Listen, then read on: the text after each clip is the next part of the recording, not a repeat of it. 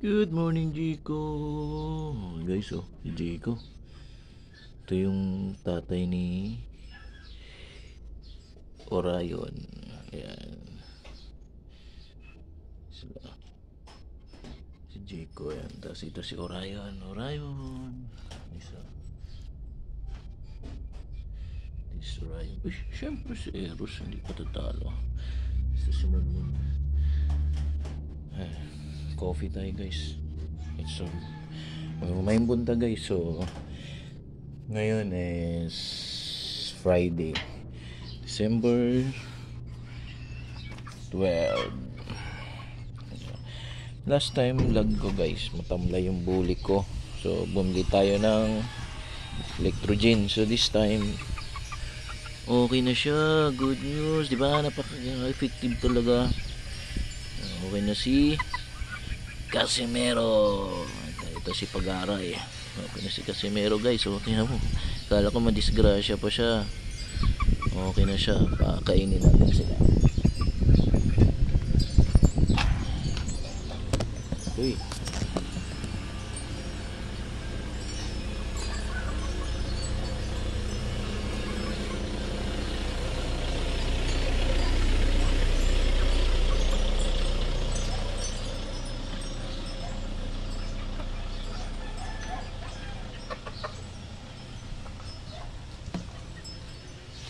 Ito na si Bulik, guys. Malaki na. Malaki na, guys. Ganda. Interesting to, guys, kasi yellow ligid na yung bulik natin.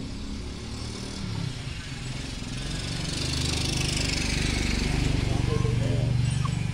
Ganda, oh. Ganda ng height, ganda ng station, quality. Siyempre, poging mano.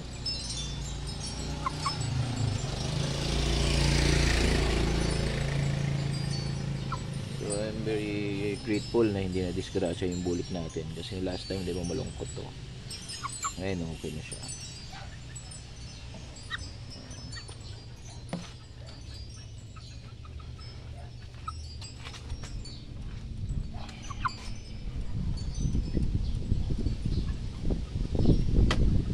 So ang gandang bulik to, guys, oh.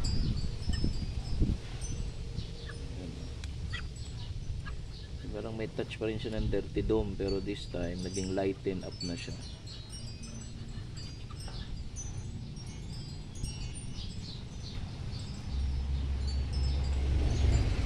Haba na ng bias niya, mga kasabong. Tingnan mo, haba na ng bias, oh.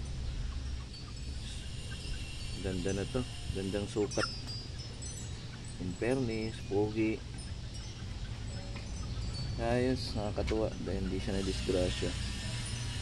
So going 4 months na to, guys. Going 4 months. Ganda na. Bumuka na yung katawan niya, oh. This is a gandang feeder. Permanent feeder na to. Bumuka na yung katawan. So next nito, pwede ko na itong porgahin.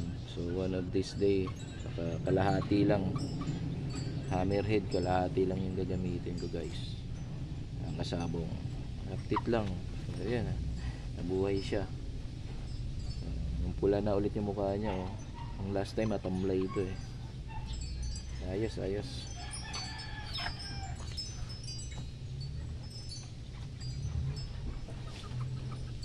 Check naman natin kung gumana na ulit kumain. Pero nung hapon gumana na to, guys, eh. Okay na kumain. May natira pa nga sa Electrogen, guys, oh. Electrogen.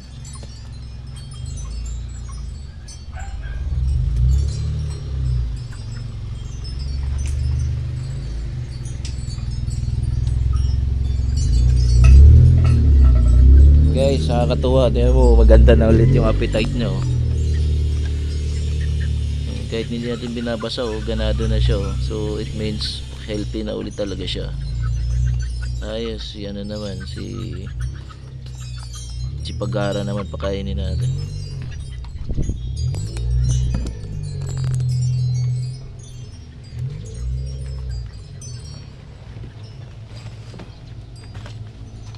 nagtatanong bakit baka manakaw. Guys, so far wala pa naman nagnanakaw dito. Kaya swerte pa rin tayo. Bait yung mga tao dito guys, wala pa naman.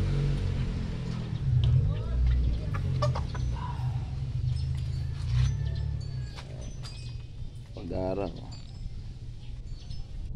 Ay si tama. Pag-aaral din pala si Melindo. Tama si Pag-aaral. Yung grabe yung corona niya guys, oh. Visible na visible. Yung isa hindi. Nasugat siya dito. Ano kaya ito? Kagat siguro ng ano ba? Langgam. Ito. Malaki, oh.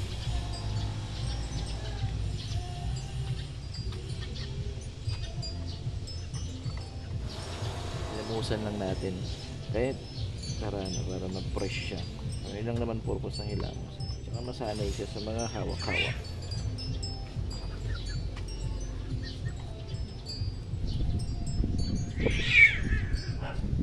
Ayan, mapulay na pa. Kaso may kulugo. Okay, so, may sintama.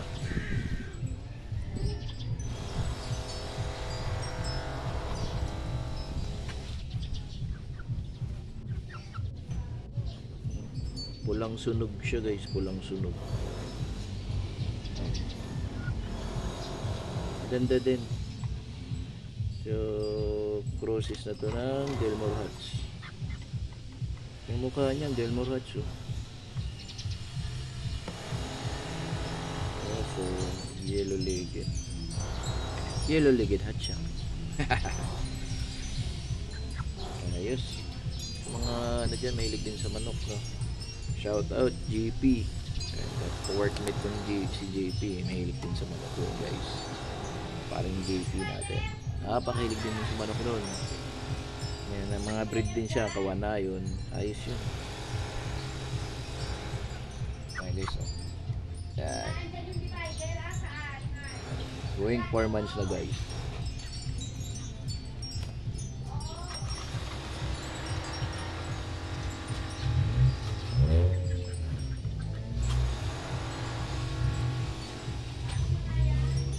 60 grams, more or less 60 grams yung mga patukaw para bumuka na sila. Ganado din. Ganda rin ng appetite. Ano na to, big chance of survive na to. So wala na tayo sa critical stage. Buhay na yung mga yan. Ayan, buhay na yan.